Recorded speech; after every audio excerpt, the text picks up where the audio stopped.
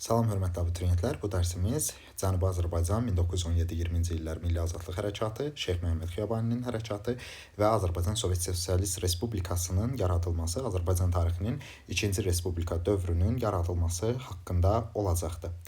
1917-ci ildə əslində fevral burjuiya inqilabının baş verməsindən sonra, demək, Cənubi Azərbaycandan Rus qoşunlarının geri çəkilməsi Cənubi Azərbaycanda xalqda yeni ümidlər doğurur ki, Rus qoşunları çəkilir və xalqda milli azadlıq mübarizəsinin meyllərinin güclənməsi, həmçinin şah rejiminə və xarici işğalçılara qarşı xalq çıxışlarının güclənməsi 17-ci ildə Cənubi Azərbaycanda azadlıq hərəkatının başlanması ilə nəticələnir və Cənubi Azərbaycandakı azadlıq hərəkatına birbaşa Şeyx Məhəmməd Xiyabani başçılıq etmiş olur.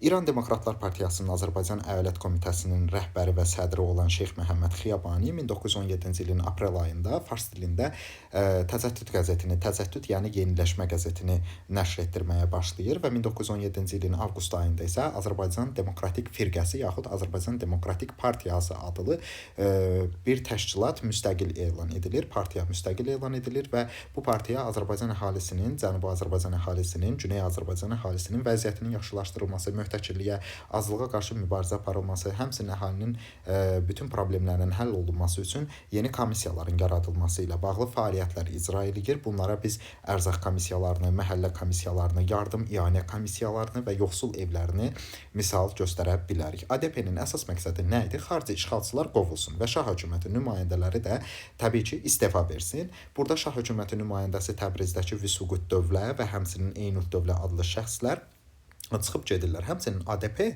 Cənubi Azərbaycan tarixində 1917-20-ci illər azadlıq hərəkatı ilk və yeganə hərəkat olubdur ki, daha doğrusu yeganə adlandırmağımız yanlış olardı. Çünki Seyid Cəfər Pişəvərinin hərəkatında da 41-46-cı illər azadlıq hərəkatında da Cənubi Azərbaycana muxtariyyət tələbi irəli sürülmüşdü.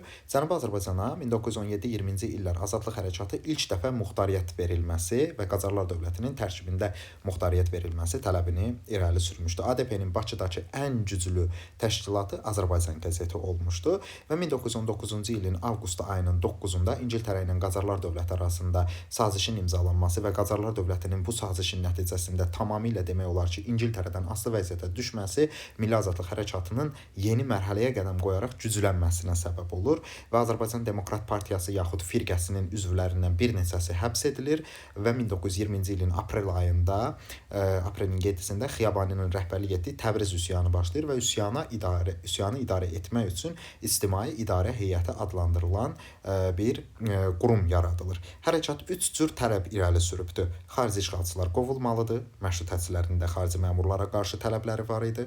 İran Respublika elan edilməli, demokratikləşdirilməlidir və Cənubi Azərbaycana da İranın tərkibində, yəni Qacarlar dövləti tərkibində muxtariyyət verilməlidir. Təbriz üsyanı qan tökmədən qələbə qazanır və ingilislər də Təbrizdən çıxarılır. Ancaq bu zaman Denikinin qoşunlarını təqib etmək məqsədi ilə Cənubi Azərbaycanın Əncəli limanına gəlmiş, İranın Əncəli limanına gəlmiş Sovet qoşunları burada İran kommunistlərinin yardımı ilə özlərinə bir hakimiyyət qururlar. Gilanda Sovet hakimiyyəti elan edirlər və həmçinin Gilan Respublikası ilə Xiyabani arasında əlaqələr var. Həmin bu əlaqələrin nəticəsində Gilan Sovet Respublikasının Rus bolşevikləri dəfələrlə yardım təklifləri etsələr də Xiyabani həmin bolşeviklərdən yardım almır. Həmçinin Abbasqulu Şadlınski və Mustafa Kemal Paşa da Xiyabaniyə yardım təklifi edir. Həmçinin 1920-ci ilin 23 iyun tarixində isə ADP Xiyabaninin rəhbərliyi ilə Cənubi Azərbaycanda milli hökumət qurur. Şimalda milli hökumətimiz 1918-ci ildə yaradılıbdır. Azərbaycan Xalq Cümhuriyyəti, Cənubda milli hökumətimiz isə 1920-ci il 23 iyun tarixində yaradılıbdır. Şimaldakı milli hökumət 1-ci Dünya müharibəsi illərində yaradılıb. Cənubdakı milli hökumət 1-ci Dünya müharibəsindən sonrakı illərdə yaradılıb 1920-ci ildə. Şimaldakı milli hökumət müstəqil qurum kimi fəaliyyət göstərib. Cənubdakı milli hökumət Xiyabaninin rəhbərliyi ilə Qacarlar dövlətinin tərkibində muxtar qurum kimi fəaliyyət göstəribdir və muxtar qurum kimi fəaliyyət göstərmiş milli hökumətin binası şah hökumətinin nümayəndələri öz razılıqları əsasında Təbrizdən çıxdıqdan sonra Alaqapıya köçürülür. Alaqapı Təbrizdə şah nümayəndələrinin əyləşdiyi bina idi və Təbrizdə əhalinin bayramına çevrilir ki, mərkəz bina artıq milli hökumətin binası Alaqapı olur. Milli hökumət Milli Qvardiya və jandarm polis dəstələrini yaradır. Həmçinin dövlətə məxsus olan torpaqları kəndlər arasında bölüşdürür. Təbrizdə pulsuz qız məktəbi açır. Təbrizdə xalça fabrikinin tikintisinə başlanılır. Pul islahatı keçirilir və təhsilin türk dilində məktəblərdə aparılması haqqında qanun qəbul edilir. Təbrizdə demək Maarif, Səhiyyə, Ədliyyə, Vəqf, Hərbi Nazirliklər və yeni idarələr fəaliyyətə başlayır bu sahələrdə. Təbii ki, biz şimalda da Hərbi Nazirlik görürük, Fətəli Xoyskinin başçılığı altında yaradılmış, cənubda da Xiyabaninin Milli Hökumətində də Hərbi Nazirlik görürük. Bu oxşar cəhətdir ikisi üçün də. Xiyabaninin etdiyi səhv cəhətlərdən biri Azərbaycan adını Azadistan adlandırmasıdır. Lakin Azadistan adlandırmasına baxmayaraq Azadistan adı yazılan lövhələr üzərində İran dövlətinin, Qacarlar dövlətinin gerbi saxlanılır. Bu əslində yanlış bir addım olur. Əgər struktur dəyişdirilməlidirsə, dövlətin gerbi də, yəni özü üçün yaratdığı dövlətin, muxtar bir dövlətin gerbi də dəyişdirilməlidir. Azadistan adını qoymasına səbəb isə AXC-nin ingilislərlə sıx əməkdaşlıq etməsi və Azərbaycan adını ləkələnmiş hesab etməsi idi Xiyabaninin. Təbii ki, Şah hökuməti də bu tədbirlərə biganə qalmırlar və Qacarlar hökuməti Cənubi Azərbaycandakı hərəkata qarşı hücum planları hazırlayaraq Hidayət Müxbir Səltəni adlı şəxsi vali sifəti ilə Təbrizə göndərib Xiyabani ilə danışıqlara başladılar və Müxbir Səltəni Qazax briqadasını öz tərəfinə çəkir, hücum planı hazırlayır. 20-ci ilin sentyabr ayının 12-sində Alaqapı binası ələ keçirilir. Sentyabrın 14-də Təzəsüd qəzetinin binası dağıdılır. Xiyabani şəhid olur və sentyabrın 14-də milli hökumət süqut eləyir və 17-20-ci illər milli azadlıq mübarizəsi Cənubi Azərbaycan tarixində ilk mübarizə idi ki, muxtariyyət uğrunda mübarizə aparırdılar. Demək, Azərbaycanın şimalında isə Azərbaycan Xalq Cümhuriyyətinin süqutundan sonra 20-ci ilin aprel ayının 28-də bolşeviklər hakimiyyəti ələ alaraq Azərbaycan Sovet Sosialist Respublikasının qurulmasını elan edirlər. Və ilk dövrlərdə Müvəqqəti İnqilab Komitəsi yaxud da Azərbaycan İnqilab Komitəsi ilk dövrlərdə 20-21-ci illərdə konstitusiya qəbul edilənə qədər qanunverici orqan, icraedici orqan isə Nəriman Nərimanovun sədrliyi ilə Azərbaycan SSR Xalq Komissarlar Sovetinə məxsus olmuş olur. AKP bu dövrdə Azərbaycan Kommunist Bolşevik Partiyası, yadda saxlamaq lazımdır ki, bu partiya Rusiya Kommunist Bolşevik Partiyasının filialı kimi ölkəmizdə fəaliyyət göstərirdi. Tərkibində ermənilər, gürcülər, rus yəhudilər ancaq üstünlük təşkil edirdilər. AKP-nin fəaliyyəti əslində Azərbaycan Xalq Cümhuriyyətinin 5-ci hökumət kabinetinin dövründə 1920-ci ilin fevral ayında başlasa da AKP-nin fəaliyyəti Azərbaycan SSR-nin dövründə daha da güclənmiş olur. Azərbaycan Sovet Sosialist Respublikası ölkəmizin tarixində ikinci respublikadır və 1920-91-ci illər ərzində 71 il Azərbaycanda Sovet dövrü kimi xarakterizə edilir. Təbii ki, may-iyun aylarında Azərbaycanda Müvəqqəti İnqilab Komitəsi sosialist tədbirlər adı altında dekretlər həyata keçirməyə, yəni sərəncamlar verərək Azərbaycanda hakimiyyəti yenidən sovetləşdirmə tədbirləri altında qurmağa cəhdlər göstərirlər. Fəhlə kəndli milisi yaradılır, Qəza Mahal kənd İnqilab komitələri yaradılır, bütün torpaqlar mülkədar olsun, xan olsun, bəy, vəqf, kilsə torpaqları müsadirə edilir, təmənnasız şəkildə kəndlilərə verilir, AXC-nin ordusu milliləşdirilir, Qırmızı Ordu və donanmamız yaradılır. İstər Bakı Xalq Komissarlar Soveti, istər Azərbaycan Sovet Sosialist Respublikası, yəni Sovet sözünü gördüyümüz anlarda biz artıq bu qurumlarda milliləşdirmə olduğunu bilməliyik. Bütün zümrə və milli rütbələr demək olar ki, cəmiyyətin təbəqələrə bölünməsi ləğv edilir. Hər kəs Azərbaycan SSR vətəndaşı adı alsa da, təbii ki, vətəndaş anlamı Sovet rejiminin mövcud olduğu ölkələrdə formal xarakter daşıyır. Yəni, heç bir vətəndaş odur ki, qanunla müəyyən edilmiş qaydalar əsasında dövlət qarşısında hüquq və vəzifələr daşıyan şəxsdir. Ancaq Azərbaycan Sovet Sosialist Respublikası hüquqsuzluq sistemi idi və bu hüquqsuzluğun altında cəmiyyətin təbəqələrinə yaxud təbəqələr ləğv edildikdən sonra əhali qismlərinə vətəndaş deyilməsi çox absurd səslənir. Vicdan azadlığı haqqında verilmiş dekretə əsasən dövlət məktəblərində dini təlimlərin həyata keçirilməsi qadağan edilir və din dövlətdən və məktəbdən ayrılmış olur. Məhkəməyə ancaq fəhlə və kəndlilərin üzvləri seçilə bilirlər. Əks inqilabçılığa qarşı fövqəladə komissiya bunun üzvləri çekistlər. Bu fövqəladə komissiya isə rus dilində ÇK adlandırılır. Yəni rus dilində fövqəladə komissiya sözlərinin tərcüməsi baş hərflərə uyğun olaraq ÇK adlandırılır və neft sənayemiz milliləşdirilir. Serebrovskinin rəhbərliyi ilə Azərbaycan Neft Komitəsi yaradılır. Neftimiz əvəzsiz olaraq, faktiki olaraq Rusiyanın himayəsinə keçir, daşınmağa başlanılır. belə falan. Xəzər Ticarət Donanması, banklar, zavodlar, fabriklər dövlətin mülkiyyətinə keçirilir, milliləşdirilir. Hər kəs sahibkarlar, yəni bəylər, ağalar, kəndlər üzərində ağalıq edən şəxslər xalqın və fəhlə sinfinin düşməni elan edilərək müflisləşdirilir. Çünki kommunist ideologiyası güya hər kəsin bərabər olması prinsipinə əsaslanır. Ona görə də sahibkarlara nifrət bəslənilir. 1921-ci ildə isə Bakıda 1-ci Ümumi Azərbaycan Sovetlər Qurultayı keçirilir və 1-ci konstitusiyamız qəbul edilir. Azərbaycan SSR-nin 1-ci konstitusiyası. Hüquqi cəhətdən Azərbaycanda Sovet dövlət quruculuğunun, yəni Sovetlərin bizi sovetləşdirilməsi quruculuğunun ilkin mərhələsi başa çatır və müvəqqəti Azərbaycan İnqilab Komitəsi ləğv edilir və yerində ali qanunverici orqan olaraq Mərkəzi İcraiyyə Komitəsi yaradılır. Mərkəzi İcraiyyə Komitəsinin qarşısında məsuliyyət daşıyan icra edici orqan olaraq Xalq Komissarlar Soveti yenə də saxlanılır. Təbii ki, Azərbaycan SSR müsəlman aləmində yeni tipli ilk Sovet Respublikası idi və diktatura rejiminə əsaslanırdı. Tək başına hakimiyyətə malik olan şəxsin qanunları əsasında yönədilirdi və Vladimir İliç Lenindən sonra hakimiyyətə 24-cü ildə İosif Stalin gəlir və AKP rəhbərliyinə Stalinin göstərişi ilə ancaq qeyri-millətlərin nümayəndələri gətirilirdi. 1929-cu ildə Azərbaycan Kommunist Partiyasının birinci katibi vəzifəsi Moskvada təsis edilir ki, 33-cü ilə qədər bu vəzifələrə Azərbaycanda, Azərbaycan Kommunist Partiyasında ancaq mərkəzin emissarları təyin edilirdi və rəhbərlər tez-tez dəyişilirdi. Emissar kimə deyilir? Məxfi tapşırıqlarla bir ölkəyə başqa bir dövlət və ya təşkilat tərəfindən göndərilən şəxsdir, yəni cəsusdur. Həmin cəsuslar Azərbaycan Kommunist Partiyası rəhbərliyində 1933-cü ildə Mirzəfər Bağırov AKP rəhbəri seçilənə qədər, birinci katib təyin edilənə qədər fəaliyyət göstəriblər. 1953-cü ilə qədər Mirzəfər Bağırov ölkəni idarə edərək avtoritar rejim qurur burada. Nə deməkdir avtoritar rejim? Hakimiyyətin bir nəfərin, bir qrup şəxsin əlində cəmləşməsidir. AKP-dən başqa Azərbaycanda heç bir partiya fəaliyyət göstərmir. Həmin partiyaların fəaliyyəti qadağan edilibdir. AXC-nin hərbiçiləri, hökumət üzvləri həbs edilib, güllələnib. İstər Həsən bəy Ağayev, istər Fətəxan Xoyski Tiflisdə, Behbud bəy Cavanşir İstanbulda qətlə yetirilir.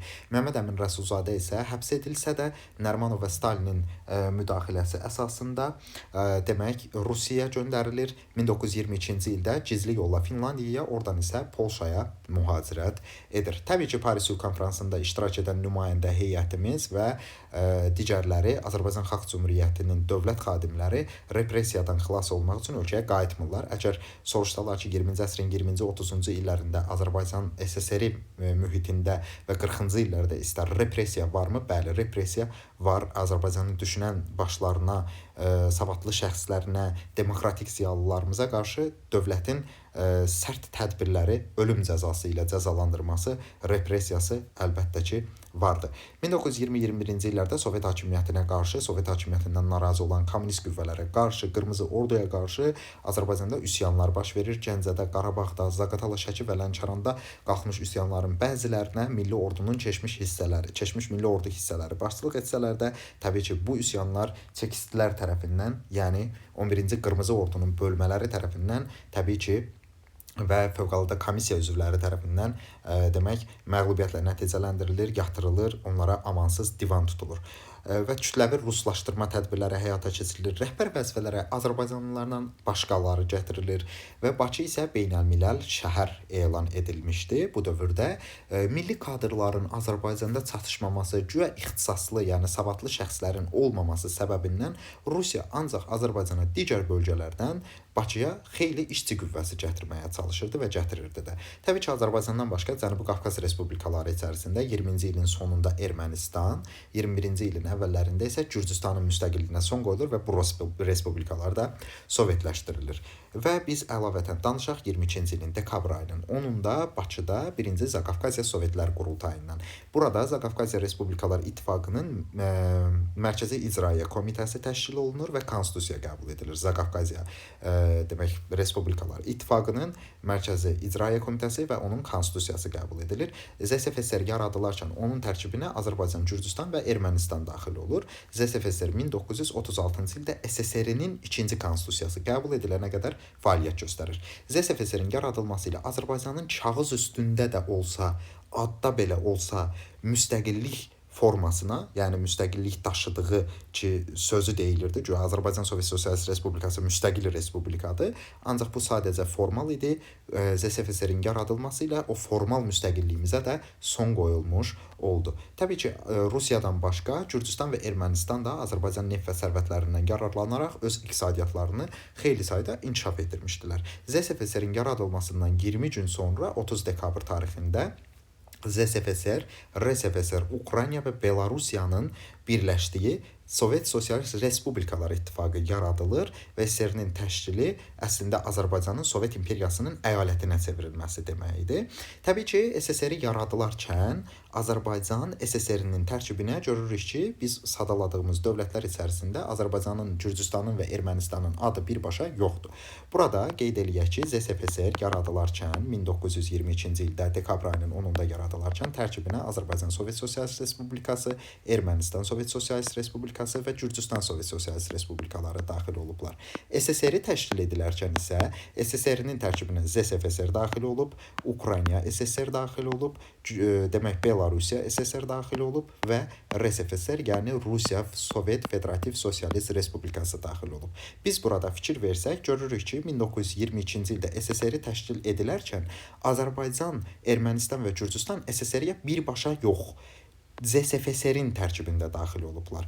Elə ki, 1936-cı ildə ZSFSR, SSR-nin ikinci konstitusiyası adlandırılan qalib gəlmiş Stalin konstitusiyası əsasında ZSFSR ləğv edilir. Ondan sonra Azərbaycan, Ermənistan və Gürcüstan müstəqil dövlət subyekti kimi SSR-nin tərkibinə daxil olurlar. Demək, belə bir şeyi yadda saxlayırıq.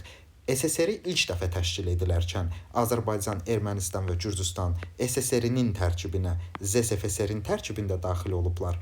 Ancaq ZSFSR, yəni Zaqafqasiya Sovet Federativ Sosialist Respublikası 1936-cı ildə ləğv edildikdən sonra Azərbaycan, Ermənistan və Gürcüstan SSR-nin tərkibinə birbaşa yaxud müstəqil dövlət subyekti kimi daxil olmuşdular. 1924-cü ildə isə SSR-nin birinci konstitusiyası qəbul edilmiş olur və Stalin Sovet rejiminin əsasında tək partiyalı sistemi formalaşdırmışdı. Yəni, AKP-dən başqa heç bir partiyanın fəaliyyəti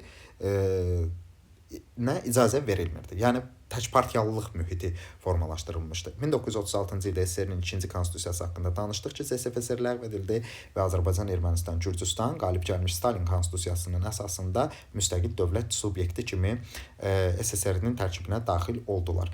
1937-ci ildə isə SSR-nin ikinci konstitusiyasına uyğun olaraq Azərbaycan SSR-nin ikinci konstitusiyası qəbul edildi və burada Azərbaycana güya dildə Türk adı Azərbaycanlı adı ilə dəyişdirildi konstitusiyada, türk dili isə Azərbaycan dili ilə, dili sözləri ilə əvəz edildi və hər kəsə ümumi və birbaşa seçki hüququ elan edildi. Təbii ki, Sovet rejiminin hakim sürdüyü ərazilərdə seçki hüququndan yaxud da millətçilikdən danışmaq olmazdı. Hər şey Sovet ideologiyasına əsaslanırdı.